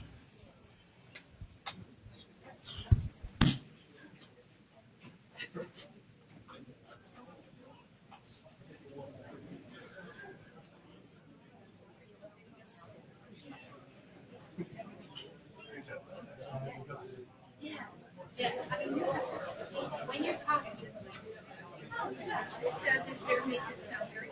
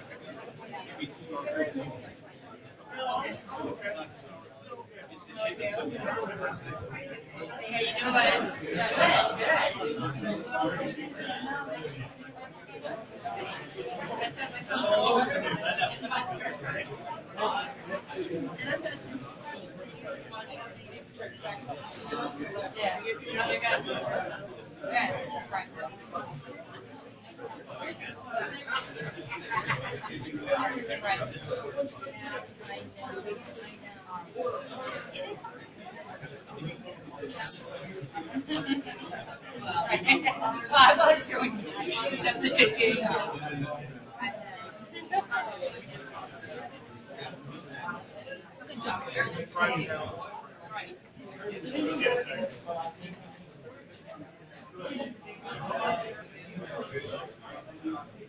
Yeah.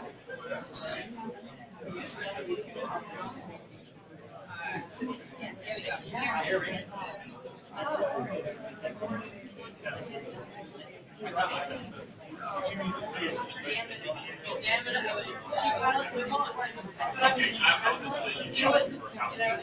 Stuff is on my area. Yeah, exactly. That's great. But you know,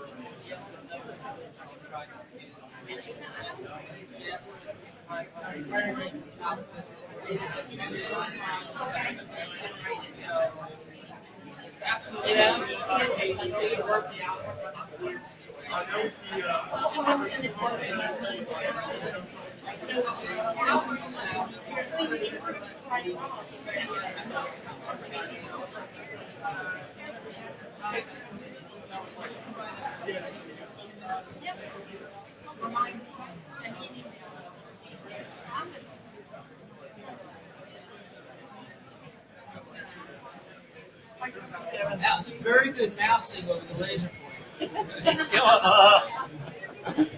It's lots of skill for that, man.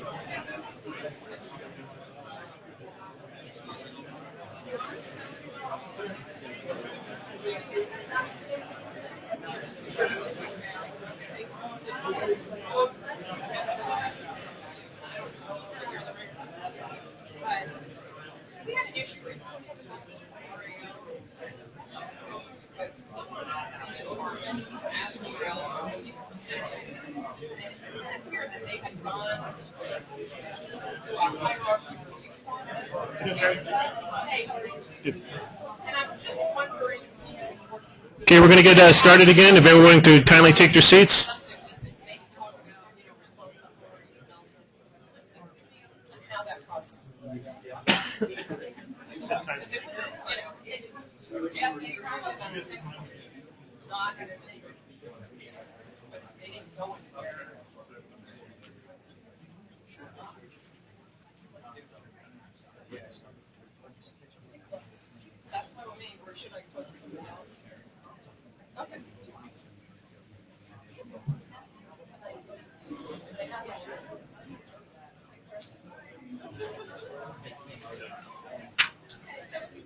Okay, the next presentation we have is the conceptual site model training. We have 4 presenters, Nick DeRose, Rob Lux, Kim McAvoy, and Bill Gattabrio. And I will introduce Nick shortly, but I did want to just make a quick note.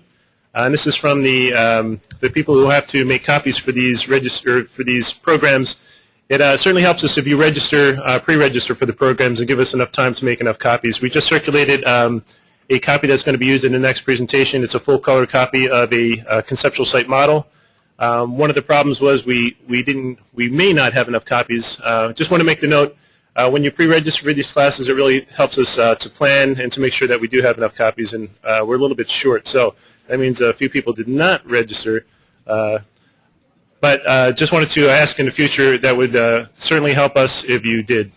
So next up, I would like to introduce Nick DeRose of Langen to start the conceptual site model training. And these guys have worked very hard on this, and I think it applies to so many things. I just think this is an excellent presentation. So Nick.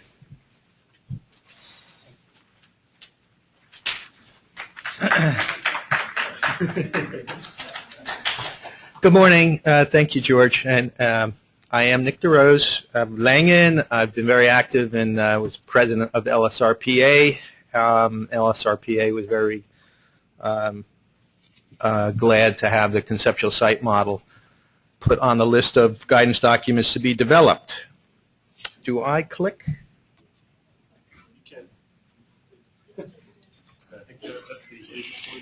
All right, let's just get me set up here. That's backward, forward, and that's the point up top. Thank you. All right, so the shown here is our guidance committee, and we had full representation of not only the department, LSRPs through the LSRPAs who were involved, and we also had industry represented as well. So we had good representation of different stakeholders through this process. I'm going to give you an overview, a discussion of the overview and purpose of the CSM guidance. This next slide describes the overall presentation that committee members will present. This is an outline of the overall presentation that committee members will give this morning. Again, in the overview portion of this, I will cover what is a CSM, key components of a conceptual site model, stressing, describing contamination, releases, and associated with AOCs or sites be made up of source, pathway, and receptors. Rob Lux will cover development of CSM, and then we'll have plenty of examples of application of the CSM. Kim and Bill will present that.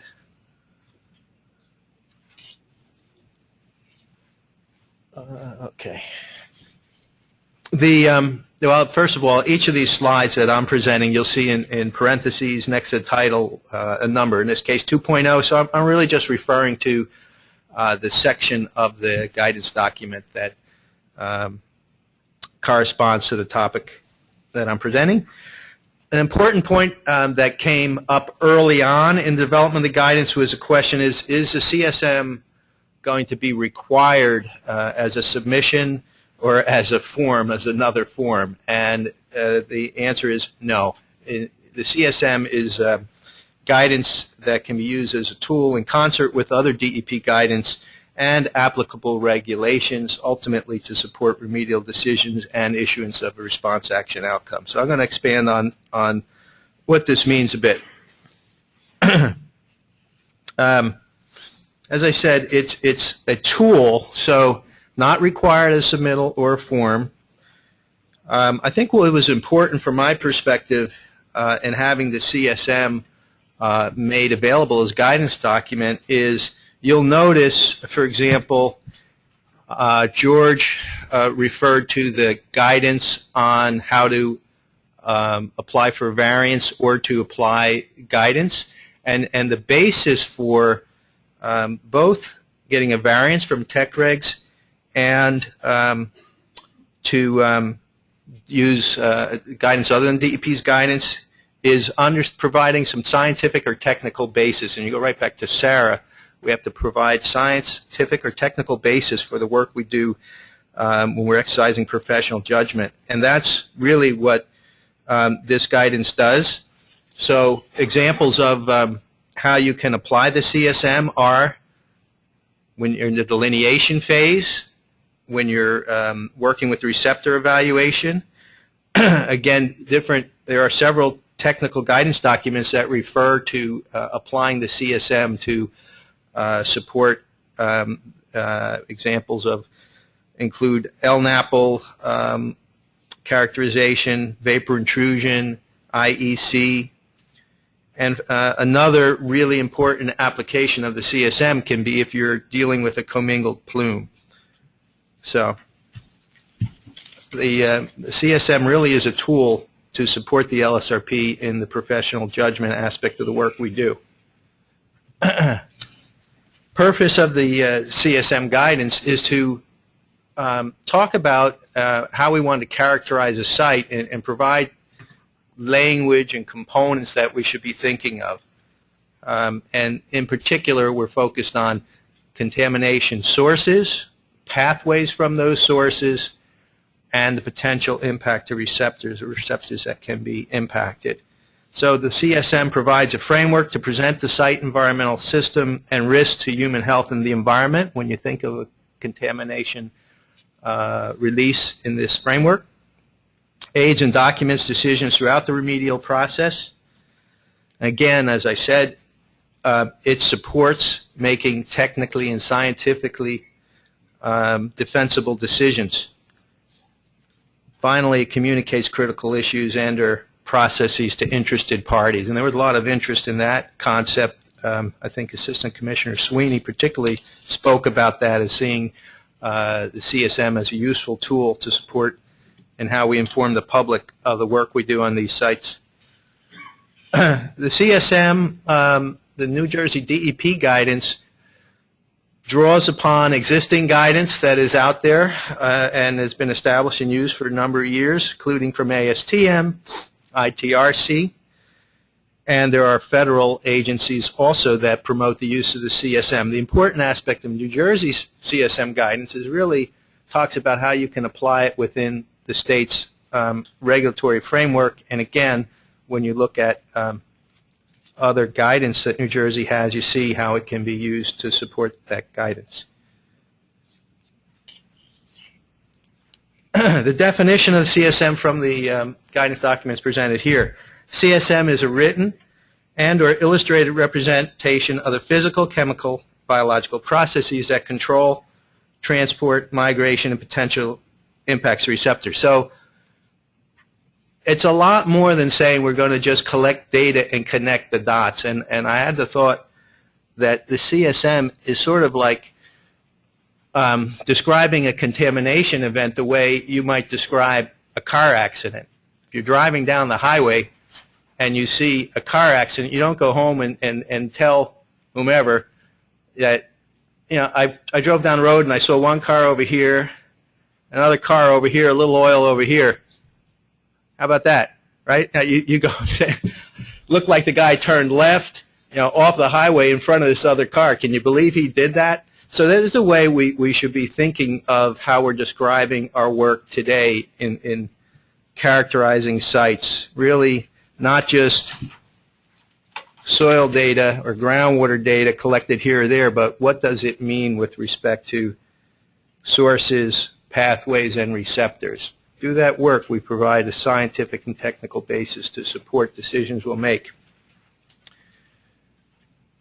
So I'm going to talk about this briefly, expand on this. What is a CSM really? Again, description of sources, pathways, and receptors, tool for remedial decision-making. Also, I want to emphasize that it supports an iterative process in how we characterize sites and how we make decisions through the remedial process. And it is a written or pictorial description. So I'm going to end up just highlighting these few points a bit further. As far as the key components of the CSM, again, description of sources, pathways, and receptors. So hopefully everyone is familiar with those terms, but on the other hand, when you look at the past history of the tech regs and prescriptive approach, we didn't necessarily do our work with that framework in mind. And again, you don't have to always present your work in terms of a CSM, but for more complex sites, it's very helpful to do that. So you're talking about contaminants and concentrations in media, the extent and potential for migration of the contaminants of concern, evaluating potential for COCs to impact receptors and assess exposure risks. While we're doing this, we may also find there are incomplete pathways where contaminants can be clearly shown not to pose a risk to a receptor, groundwater or direct contact.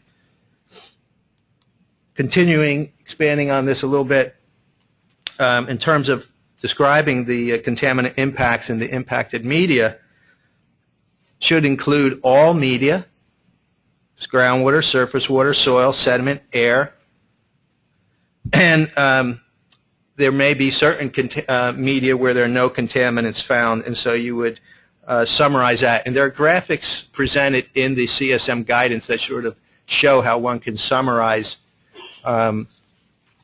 how we would describe the extent of contaminants with respect to each media. And then you know what to focus on.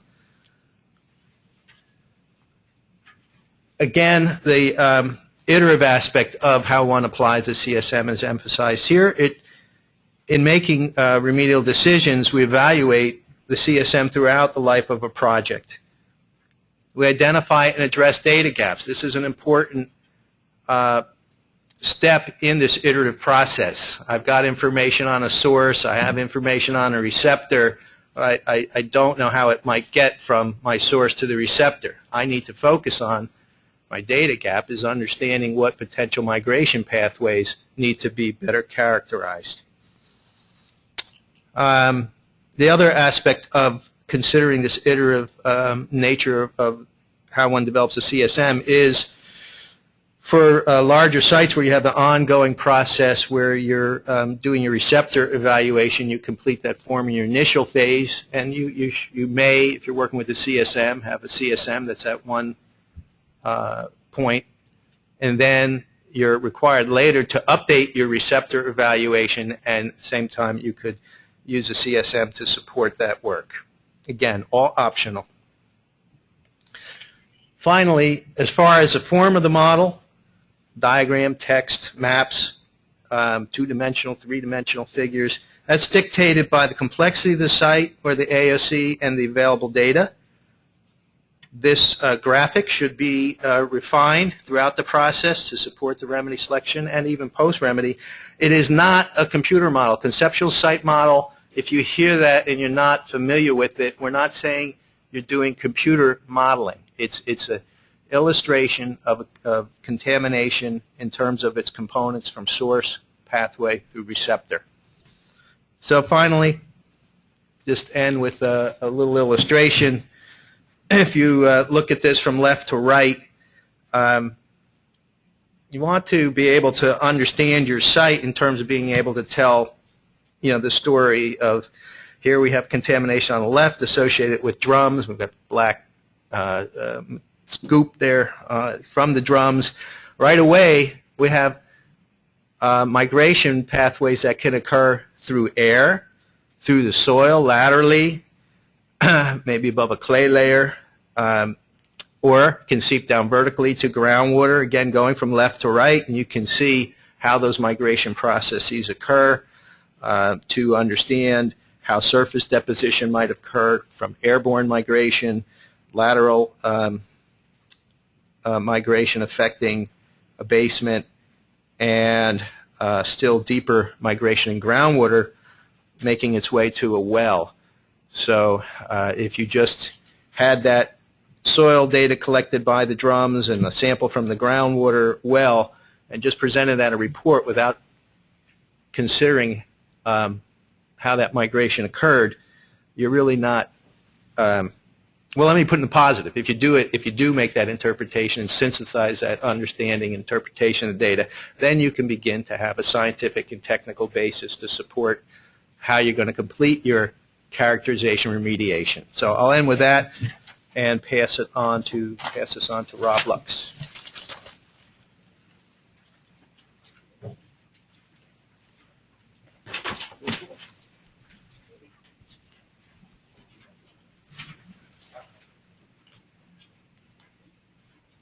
All right. Good morning. My name is Rob Lux, and I'm a geologist. I'm currently in the Bureau of Enforcement and Investigation.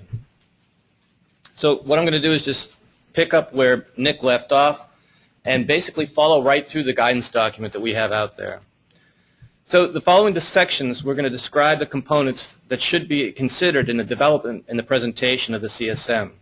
We want to make sure about the level of detail. Does it match the complexity of the site and the available data? The format and presentation of the CSM may also vary from a separate standalone document to something that's incorporated into the body of the submittal. And the process begins with, what are you trying to characterize?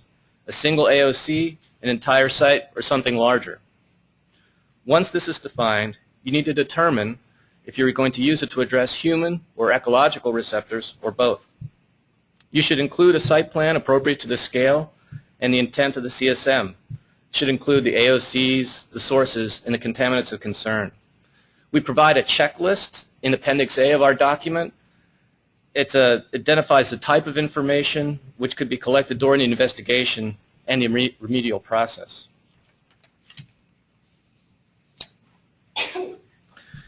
So there are a number of types of information that should be considered: maps, photographs, utilities, and additional layers of information should be added as the case proceeds through the investigation and remediation process. A good source of information are plant personnel. You know, we had a site with leaking fuel oil tanks. Unfortunately, we also had high levels of TCE associated with the AOC. So based on a historical review of the site, there was no linkage between the TCE and the UST. So during a site inspection, we saw a small fill pipe in the vicinity of the day tank, and when we asked the plant personnel what it was, he said, oh, well, that's where we used to pour in the spent solvents into the day tank. So since the day tank leaked like a sieve, we kind of figured out where the VO contamination was coming from.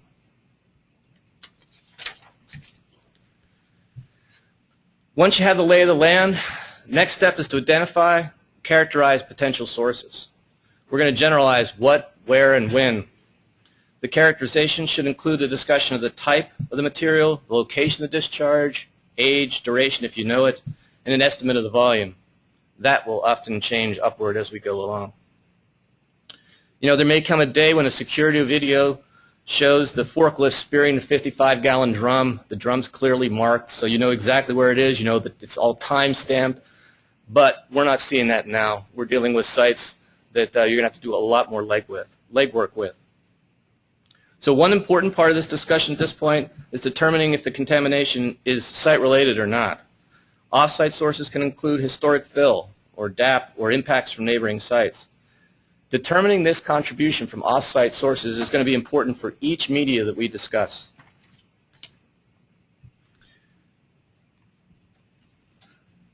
The migration pathway sections, those are going to account for most of the change and growth of your conceptual site model as you go through this process. Each media, as we define and expand, is going to change. So for soil, we're going to start out with characterization, the nature and extent of that contamination. You're going to need to comply with 3.6 of the tech rules and follow the PA Soils Technical Guidance, the SIRIRA Soil Technical Guidance, and the Field Sampling Procedures Manual. Hopefully we'll have all those guidance documents out relatively soon.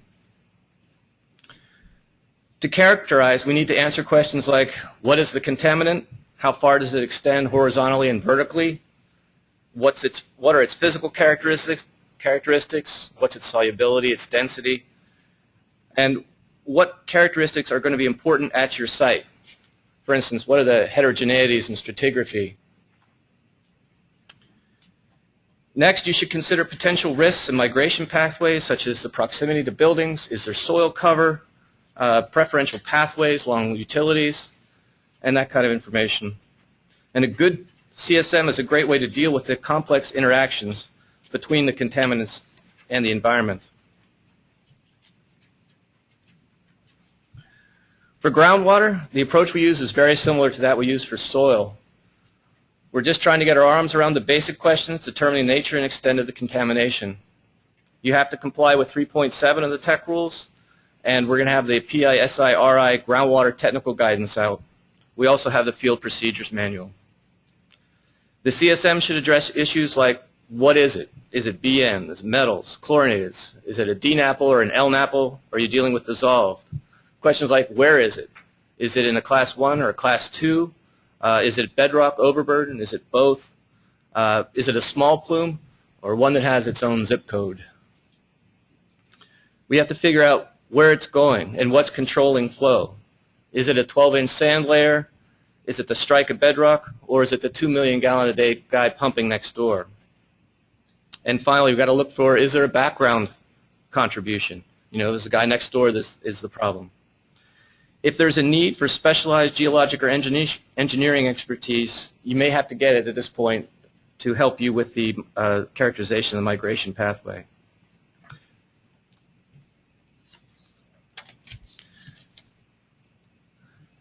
So this is just a cross-section. It's depending on how you read it, it could be a simple scenario where you have one common error that could invalidate your CSM is the installation of monitoring wells at a consistent predetermined depth without evaluating stratigraphy. For instance, if the wells are installed, but the well logs and the soil borings are not reviewed and put into a cross-section, then preferential pathways can be missed. As illustrated in this figure, if you're not accounting for the dipping transmissive zone that acts as a preferential pathway, it could lead the investigator to conclude that the groundwater contamination is delineated. In fact, contamination was simply missed due to inadequate site characterization. This problem could have been averted by checking the boring logs and creating a cross-section similar to the one above. You know, this is an example, though, that's particularly disturbing because if you look at this on map view, you see a simple plume, it's the source, you have a clean well, look, you've delineated, boy, that was quick, I'm in great shape. It's only when you look at the data, put it into context, that you realize that it's not quite as simple as we thought.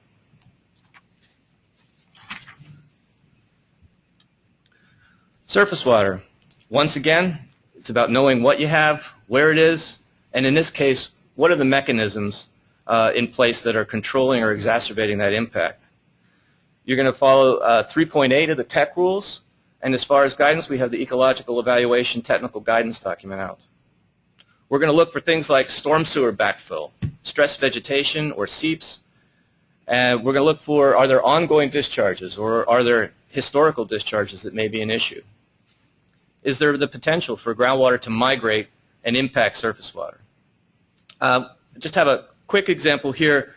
You know, we had a site, and this example will try and tie more of the overall concept of the CSM together.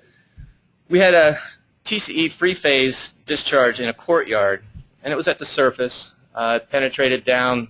There was a clay layer at 18 to 20 feet, so we had a DNAPL pool on that top of that clay layer. We started delineation.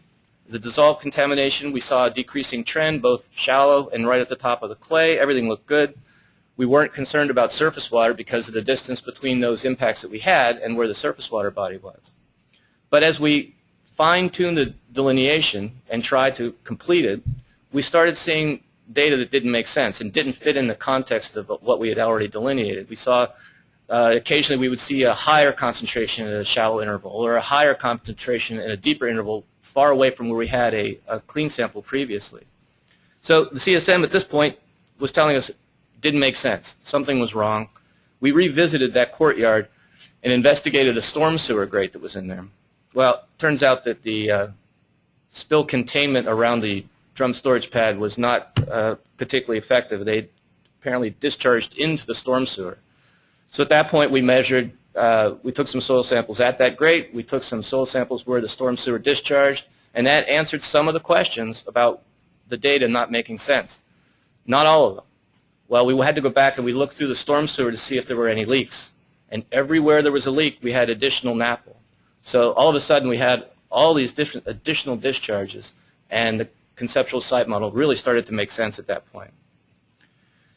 So just to summarize, what we did was you took the CSM, we filled it in with data, we started to see data gaps, things that didn't make sense, we revisited the conceptual site model, and we investigated, we identified potential discharges, we characterized them, and then we established that a pathway did exist and remediated the contamination. For sediment, we're going to ask and try and answer the same questions. What are your contaminants concerns? How large is the area that's impacted? And where are those contaminants moving? And what's controlling that movement? You know, is it a pipe discharge? Is it groundwater upwelling? What controls the exposure pathways for human and/or ecological receptors? Is there an off-site contribution? Requirements for sediment are found in 3.8b of the TEC rules, and the guidance is, once again, the Ecological Evaluation Technical Guidance document. For vapor and air, same things. Do we have a condition that would trigger a vapor investigation? Do we have soil or groundwater or both contamination above trigger levels? Do we have proximity to the receptors? The situation we're encountering now are sites that previously had very high levels of groundwater contamination. However, current groundwater, not so bad. If the old data are not included in your evaluation, your CSM may miss contamination that's stored in the unsaturated zone. This contamination can result in a pathway to receptors due to matrix diffusion. So you really need to take that historical perspective when you're collecting data and inputting into your conceptual site model.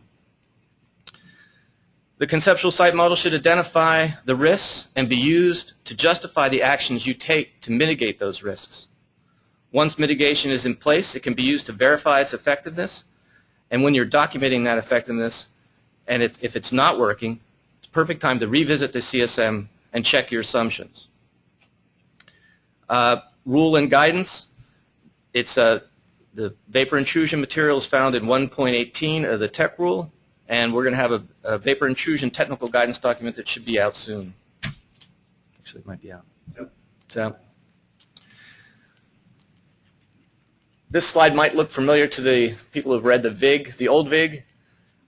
This we just put in as a very basic CSM. It's all generalized, but we feel it could be something that you could use to replace the general information that's shown with site-specific information.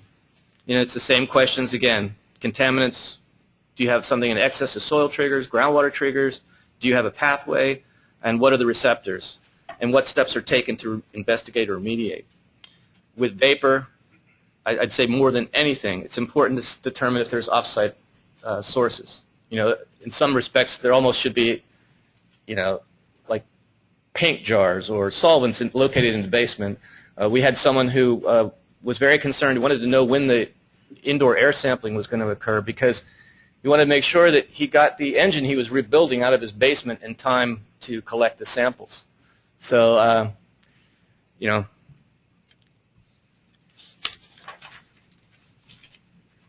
human and ecological receptors. What are the contaminants threatening human or ecological receptors? Have you evaluated them? What's the pathway for each contaminant? Are they different pathways for each contaminant? Are you talking about inhalation, dermal, bioaccumulation, potable wells? Are the pathways complete? Is there the potential for future the pathway for being complete in the future? You know, it's important to make this determination now so that you can be ready later. And finally, will you combine the human and ecological exposure into one document, or does it make more sense to keep them separate? We recommend that, you know, the CSM is a great way to help you fill out and make sure the information in your receptor evaluation is complete. They kind of work hand in hand.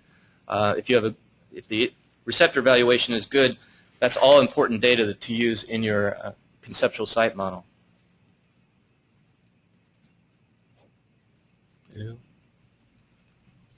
Okay. This slide is just a very simple potential pathway slide, and it shows everything is generalized. And I think this is a good thing to have around because I think it's basically a visual checklist. You know, you can kind of hold this in your head, look at it in the guidance document, and make sure that you've evaluated your site in the context of all these different receptors.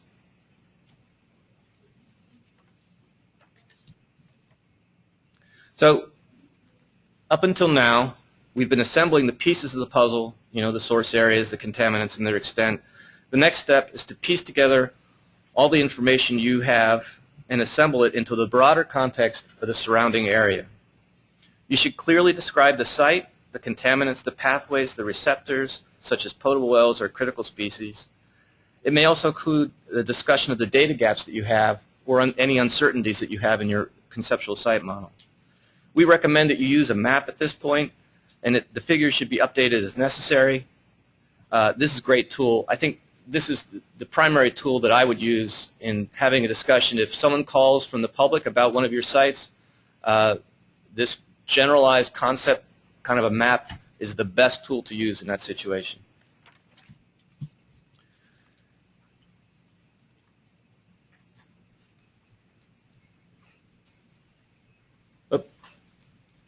Okay. The final piece for us is a narrative description. Now, for a simple case, it may just be include text boxes on a drawing with data or cross-sections. And it can range all the way up to, for a complex site, a CSM may warrant just an entire section in your report. In some cases, it may be standalone. The whole point is you want to have a conceptual site model that fits your site. For something that's not complicated, it shouldn't be a complicated conceptual site model. But you have to add it as you build through the process. All right. Well, I think that's it. We're going to have a short section for questions for Nick and I before we head on to the application section with Kim and Bill. Yep. Thank you very much, Rob. Join me in thanking Rob and Nick for the presentations. Thank you guys very much. And we'll take a couple quick questions before we move on to the application of the CSM. Any questions in the audience? Actually, that's a good thing. Anything on the web, Joe?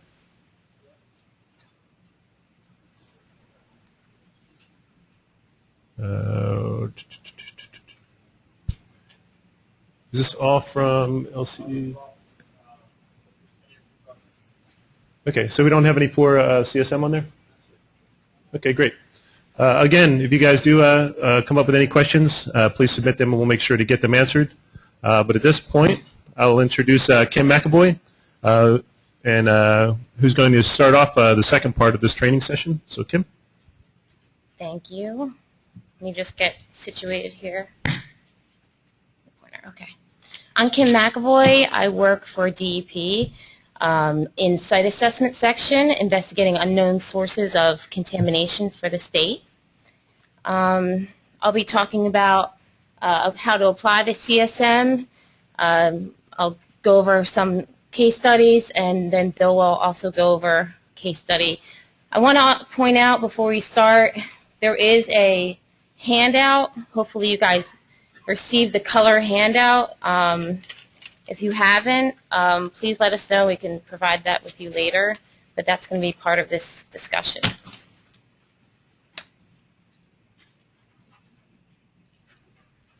Okay, to point it this way. The CSM can really be applied through all phases of the remedial process, and that's what we feel is very important as a group. The CSM, I'd like to just reiterate what we talked about in the beginning of this talk. It is a tool that should be used to communicate complex or simple scenarios to your audience in a comprehensive, concise way. It should identify the relationship, and we keep saying it, we're going to keep saying it, between the source, the pathway, and the receptor. And as LSRPs, we really feel that you can incorporate the CSM in required submittals to help support your decision-making process, support your professional judgment, And that's really a great tool that you should use and take advantage of. So in our conceptual site model document, in the preliminary phase portion of your investigation, you can use the CSM to really summarize the information you know at that time.